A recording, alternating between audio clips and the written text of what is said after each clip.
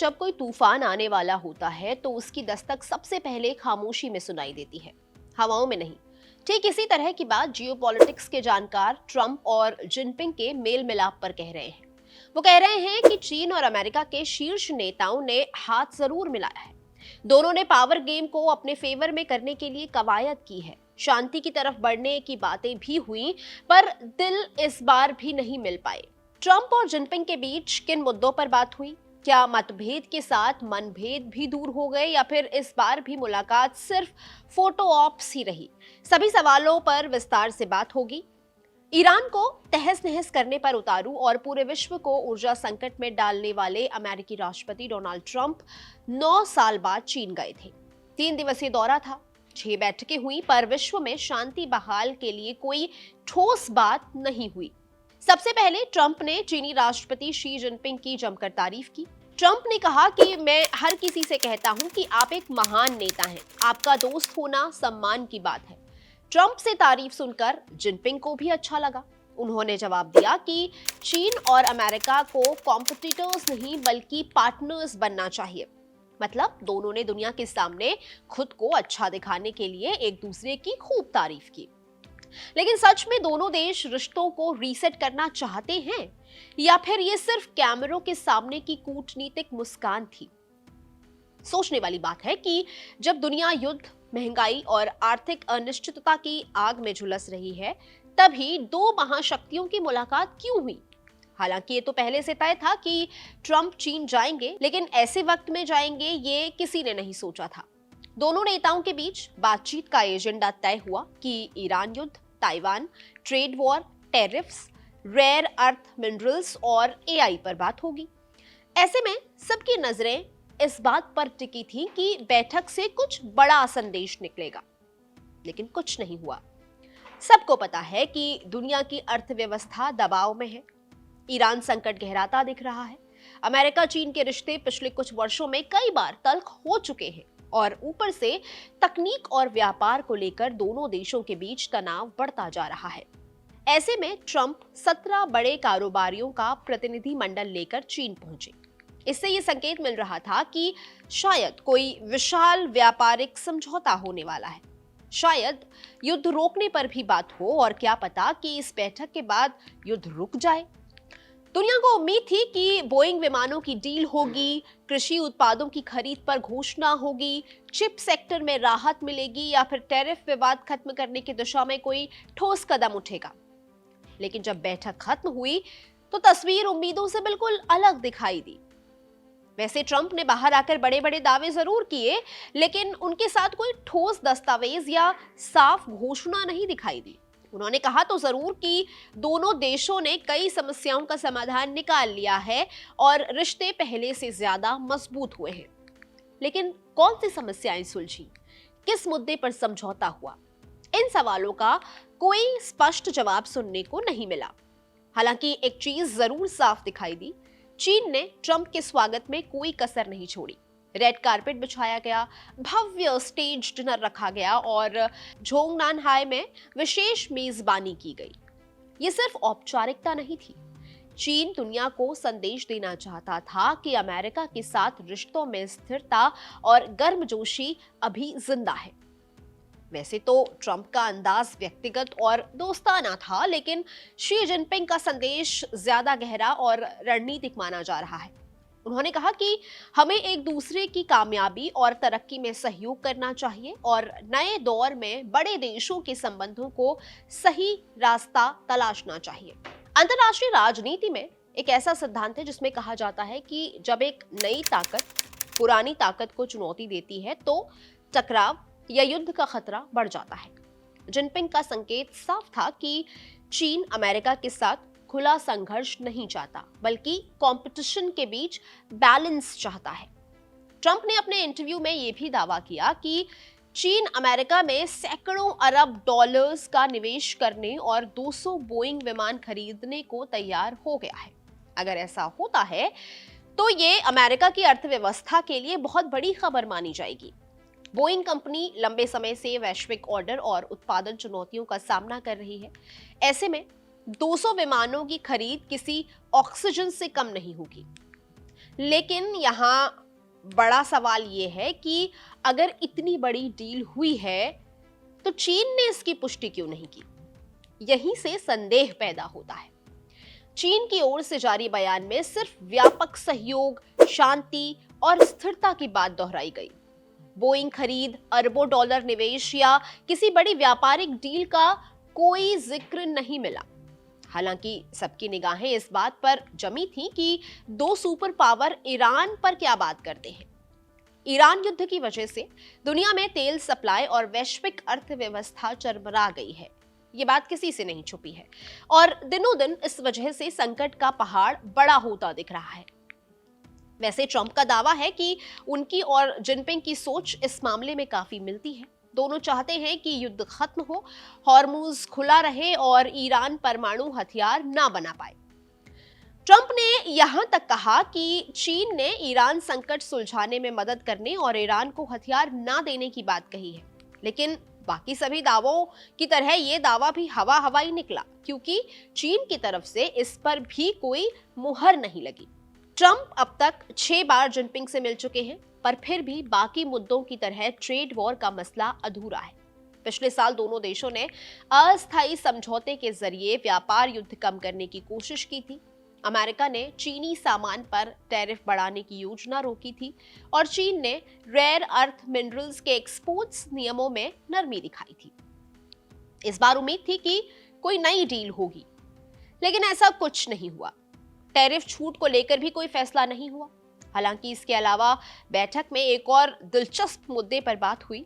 Trump ने कहा कि वो ईरानी तेल खरीदने वाली चीनी कंपनियों पर लगे प्रतिबंध हटा सकते हैं। ये बड़ी बात इसलिए है क्योंकि 2025 में ईरान के कुल तेल एक्सपोर्ट्स का लगभग 90% हिस्सा चीन ने खरीदा।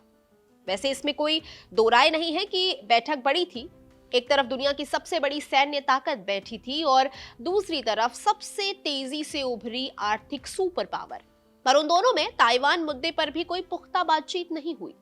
फिलहाल चीन के बयान से तो यही लगता है। पूरा विश्व जानता है कि ताइवान को लेकर अमेरिका और चीन के बीच हमेशा तलवारें खिंची रहती हैं। ये सिर्फ छोटे से द्वीप का मुद्दा नहीं, बल्कि दुनिया की दो सबसे बड़ी ताकतों के बीच वर्चस्व की लड़ाई बन चुका है। चीन ताइवान को अपना हिस्सा मानता है और उसे किसी भी कीमत पर अपने नियंत्रण में लाना चाहता है, तो अमेरिका खुलकर ताइवान का समर्थन करता है। अब भले ही चीन की तरफ से इस पर कुछ ना कहा जा रहा हो, पर ट्रंप के सुर बदले बदले से नजर आ रहे हैं। फॉक्स न्यूज को दिए इंटरव्यू में ट्रंप ने ताइवान को औपचारिक स्वतंत्रता की दिशा में कदम बढ़ाने से आगाह किया है। ट्रंप बोले कि मैं नहीं चाहता कि कोई स्वतंत्रता घोषित करे और फिर अमेरिका को हजारों मील दूर जाकर युद्ध लड़ना पड़े। मैं चाहता हूं कि हालात शांत रहें और चीन भी संयम बरते। ट्रंप ने यह भी कहा कि चीनी राष्ट्रपति शी जिनपिंग के लिए ताइवान हमेशा सबसे अहम मुद्दा रहा है। उनके मुताबिक चीन ताइवान पर कब्जा करने से ज्यादा इस बात को लेकर चिंतित है कि ताइवान खुद को औपचारिक रूप से स्वतंत्र राष्ट्र घोषित न करे। अगर इस बयान को ताइवान के संदर्भ में देखा जाए तो ये साफ तौर पर उसके लिए चेतावनी माना जाएगा। इसलिए अमेरिकी राष्ट्रपति की चेतावनी पर ताइपे ने तीखी प्रतिक्रिया दी है।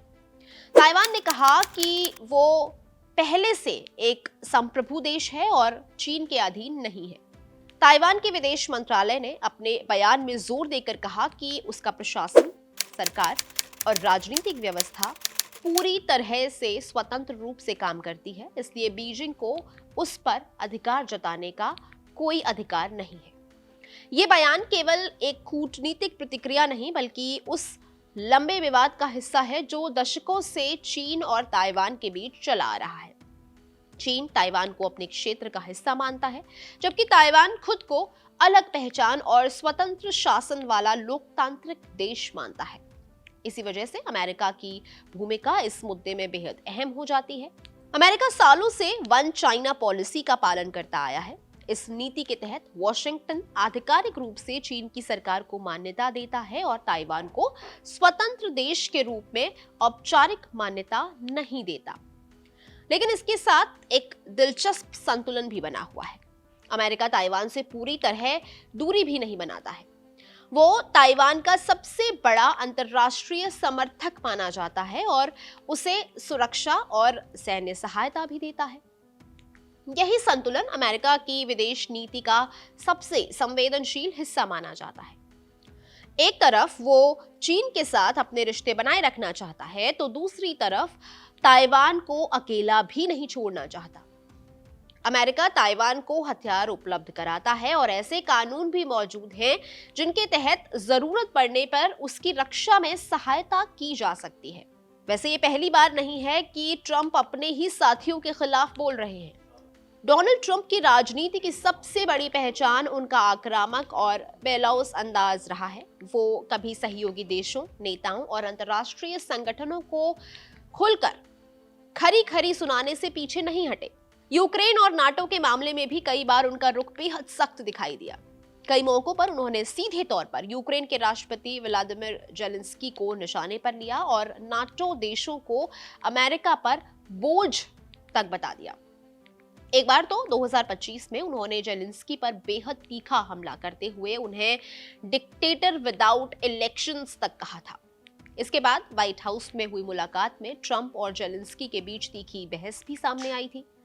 कैमरों के सामने ट्रंप ने जेलेंस्की से कहा, तुम्हारे पास अब ज्यादा विकल्प नहीं है और तुम लाखों लोगों की जिंदगी के साथ जुआ खेल रहे हो। यह घटना दुनिया भर की सुर्खियों में रही क्योंकि आमतौर पर सहयोगी देशों के नेताओं के बीच इतनी खुली तनातनी कम देखने को मिलती है। ट्रंप का बेलौस अंदाज नाटो के प्रति भी रहा है। जनवरी 2026 में ट्रंप ने नाटो देशों के अफगानिस्तान युद्ध में योगदान को कम करके दिखाने वाली टिप्पणी की थी। उन्होंने कहा कि नाटो सहयोगियों ने कुछ सैनिक भेजे थे, लेकिन वो फ्रंट लाइन से थोड़ा पीछे रहे। इस बयान का मतलब यही निकाला गया कि अमेरिका ने असली बोझ उठाया जबकि बाकी सहयोगी देश पीछे रहे। इस पर कई देशों ने नाराजगी दिखाई क्योंकि ब्रिटेन, कनाडा, ऑस्ट्रेलिया और दूसरे सहयोगी देशों के हजारों सैनिक अफगानिस्तान मिशन में शामिल हुए थे और सैकड़ों मारे भी गए थे। ब्रिटेन के प्रधानमंत्री ने इन टिप्पणियों को अपमानजनक बताया था। आप इसी से अंदाजा लगाइए ना कि अभी हाल फिलहाल में ईरान के साथ सीज फायर हुआ था। उस पर पाकिस्तान छाती पीट पीट कर क्रेडिट ले रहा था कि उसने युद्ध रुकवा दिया। पर अब चीन के दौरे से लौटने के बाद ट्रंप कह रहे हैं कि ईरान के साथ युद्ध विराम पाकिस्तान के अनुरोध पर किया गया एहसान है। कुल मिलाकर ट्रंप की विदेश नीति में एक पैटर्न साफ दिखता है। वो रिश्तों को पारंपरिक कूटनीति से नहीं बल्कि डील और जिम्मेदारी के नजरिए से देखते हैं। चाहे यूक्रेन हो, नाटो देश या ताइवान, ट्रंप कई बार अपने सहयोगियों से भी उसी सख्त भाषा में बात करते हैं जैसी भाषा आमतौर पर विरोधियों के लिए इस्तेमाल की जाती है। सही मायने में अमेरिका और चीन के मन में क्या चल रहा है ये एकदम सटीक बताना मुश्किल है, लेकिन इतना तो जरूर कहा जा सकता है कि ट्रंप और जिनपिंग ने हाथ मिलाया, गले मिले, पर दिल नहीं मिल पाए। क्योंकि बाहर से मुस्कान, हाथ मिलाना, कैमरों के सामने दोस्ती की तस्वीरें, लेकिन पर्दे के पीछे ऐसा अविश्वास जो रिश्तों की असली कहानी बयां करता है। रिपोर्ट्स के मुताबिक एक ऐसा ही चौंकाने वाला दृश्य उस वक्त देखने को मिला जब डोनाल्ड ट्रंप और अमेरिकी प्रतिनिधिमंडल चीन दौरे से लौट रहा था। बीजिंग से रवाना होने से ठीक पहले अमेरिकी टीम ने चीन की तरफ से दिया गया तमाम सामान जैसे गिफ्ट्स, बैज, लेपल पिन, पहचान पत्र और दूसरी चीजें वही कूड़ेदान में फेंक दी। दावा किया गया कि चीन में मिली कोई भी चीज एयरफोर्स 1 के अंदर ले जाने की इजाजत नहीं थी। ये सिर्फ सामान फेंकने की घटना नहीं थी, बल्कि उस गहरे अविश्वास की झलक थी जो सालों से अमेरिका और चीन के रिश्तों पर छाया हुआ है। रिपोर्ट्स के अनुसार अमेरिकी अधिकारियों और व्हाइट हाउस से जुड़े पत्रकारों को साफ निर्देश दिए गए थे कि यात्रा के दौरान इस्तेमाल की गई चीजों को वहीं छोड़ दिया जाए या नष्ट कर दिया जाए। व्हाइट हाउस कवर करने वाली पत्रकार एमिली गॉडलिन ने भी सोशल मीडिया पर पोस्ट करके ये दावा किया था कि अमेरिकी प्रतिनिधिमंडल ने अपने चीनी मेजबानों की तरफ से मिली हर चीज पीछे छोड़ दी। एक रिपोर्ट में ये भी कहा गया कि अमेरिकी टीम ने चीन पहुंचने से पहले ही असाधारण कदम उठाया था। कई सदस्य अपने निजी मोबाइल फोन, लैपटॉप और इलेक्ट्रॉनिक उपकरण घर पर छोड़ आए थे। उनकी जगह उन्हें अस्थायी क्लीन बर्नर फोन दिए गए थे। ये ऐसे फोन होते हैं जिसमें निजी जानकारी बेहद सीमित होती है और जिनका इस्तेमाल सिर्फ निश्चित अवधि के लिए किया जा सकता है। अमेरिकी सुरक्षा एजेंसियां लंबे समय से चीन की साइबर निगरानी और जासूसी क्षमताओं को लेकर सतर्क रही हैं। वॉशिंगटन के अंदर यह आशंका लंबे समय से मौजूद रही है कि इलेक्ट्रॉनिक डिवाइस, स्मृति चिन्ह या छोटे गैजेट्स भी संभावित निगरानी या डेटा संग्रह का जरिया बन सकते हैं। इसलिए ऐसे दौरों में अतिरिक्त सावधानी बरती जाती है और ये सुरक्षा के नजरिए से सही भी है, पर कूटनीति के लिहाज से बिल्कुल ठीक नहीं। रिपोर्ट्स तो ये भी बताती हैं कि दौरे के दौरान सुरक्षा और मीडिया पहुंच को लेकर कई मौकों पर तनाव भी पैदा हुआ। एक घटना में अमेरिकी सीक्रेट सर्विस एजेंट को कथित तौर पर इसलिए रोका गया क्योंकि वो सुरक्षा प्रोटोकॉल के तहत हथियार लेकर चल रहा था। इस विवाद के कारण कार्यक्रम में देरी हुई और बाद में दोनों पक्षों के बीच कथित तीखी बातचीत के बाद स्थिति सामान्य हुई। ऐसे में सवाल तो उठेंगे ही कि क्या दुनिया की दो महाशक्तियों के बीच रिश्ते वाकई भरोसे पर टिके हैं या मुस्कुराहटों के पीछे अब भी शक, रणनीति और अदृश्य टकराव की दीवार खड़ी है। क्योंकि इस बैठक के कई मायने निकाले जा रहे हैं। वैसे भारत की नजर में दोनों देशों के बीच ये बैठक काफी अहम थी। भारत चाहेगा कि अमेरिका और चीन के बीच तनाव कम हो और रिश्तों में स्थिरता आए, क्योंकि हाल के सालों में अमेरिका भारत का महत्वपूर्ण रणनीतिक साझेदार बनकर उभरा है। वहीं चीन भारत का बड़ा पड़ोसी देश है, जिसके साथ सीमा विवाद के बावजूद रिश्ते धीरे धीरे व्यावहारिक समझ की ओर लौट रहे हैं। अमेरिका चीन संबंधों में लंबे समय से चली आ रही असहजता का असर वैश्विक राजनीति के साथ भारत पर भी पड़ा है। इंडो पैसिफिक क्षेत्र में चीन के बढ़ते प्रभाव को संतुलित करने के लिए भारत और अमेरिका ने रणनीतिक और सामरिक सहयोग बढ़ाया है। ऐसे में अगर अमेरिका और चीन अपने संबंधों को नया आयाम देते हैं तो बदलते वैश्विक समीकरणों के अनुसार भारत को भी अपनी विदेश नीति और रणनीतिक प्राथमिकताओं में संतुलित बदलाव करने पड़ सकते हैं। कुल मिलाकर दो सुपर पावर की बैठक का लबोलुआब देखा जाए तो मंच भव्य था, स्वागत शानदार, दावे बड़े थे, लेकिन नतीजे धुंधले दिखाई दिए। दुनिया उम्मीद कर रही थी कि इस समिट से कोई ऐतिहासिक घोषणा निकलेगी, मगर फिलहाल ऐसा लगता है कि बयानबाजी ज्यादा है और ठोस फैसले कम। अब असली सवाल यही है कि क्या ये मुलाकात भविष्य की बड़ी डील का ट्रेलर थी या फिर सिर्फ कैमरों के सामने दिखाई गई कूटनीतिक मुस्कान, या फिर कोई बड़े तूफान के आने से पहले का अंदेशा। आपको क्या लगता है? कमेंट करके जरूर बताइएगा। मैं हूं गरिमा, आप देख रहे हैं कड़क। शुक्रिया।